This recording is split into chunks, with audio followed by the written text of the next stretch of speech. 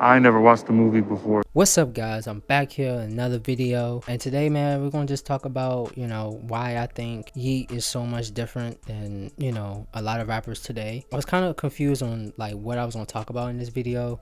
For a while I've been wanting to talk about artists like Ken Carson, Destroy Lonely, some of the new guys that are coming up. I haven't had like a conversation formed in my mind about them yet because I'm still like pretty surface level when it comes to them as an artist and their music, and I'm just taking everything at face value right now. But I will go into Yeat a little bit more because I feel like I'm confident to really talk about his image and just the music he's been putting out, and his whole sound and his whole appeal and aesthetic that everybody with. But before we get into this video, here's a word from our sponsor.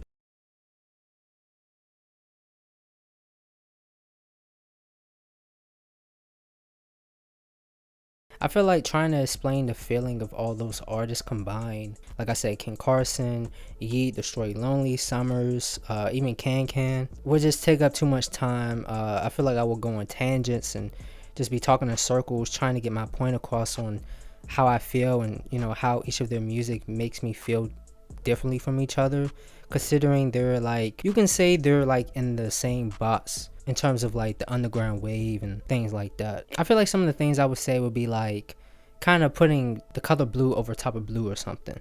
You know what I mean? It would be basically pointless to even describe. But I feel like the topic of Yeat is slightly different, which is why I think his sound has a lot more layers that you can just really dive deep into and just really explore. Really, it's more of an experience that you would get out of his music compared to like Ken Carson or something. It feels like I can't ever go back to his older music. It would feel outdated, you know what I'm saying? It's like you can always go back, but it's like listening to him, you really want to know what's the next thing that's going to come from him. For a long time, I consider my favorite song from Yeat was Going Back to Ella. Even that song, it's still a banger song, but it don't hit like it used to, you know what I'm saying? I'm so in the mind frame of his new and wondering like how far he's going to take this sound. Like I'm so caught up and so consumed by that thought that a lot of his old stuff just it don't hit unless you're someone that's just introduced to his music.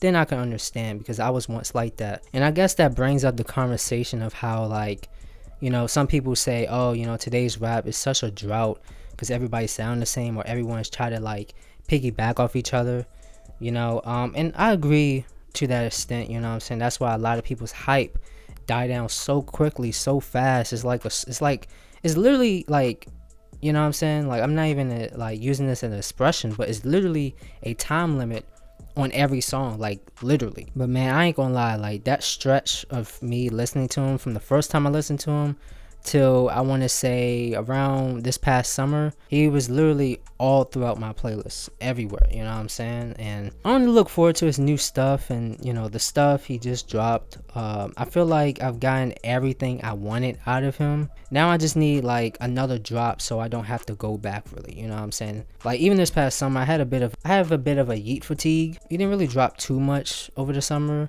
I mean, he did have that Minions collab, and he did drop a one single with a featured artist I can't remember the name of. But that Yeat fatigue, I'm saying, was pretty much the gateway of me venturing off to other artists. Ken Carson, Summers, Can. They were like the detour in the current wave or current scene of rap for me. You know what I'm saying? They were like kind of the detour. But last thing I'll talk about is, man, if you haven't listened to Yeat's Life Project, I suggest that you do, man. I personally feel like it's one of the best tapes out this year. I do feel that way. I think it was such a huge step out of his earlier release of Two Alive, which his sound definitely peaked in that album.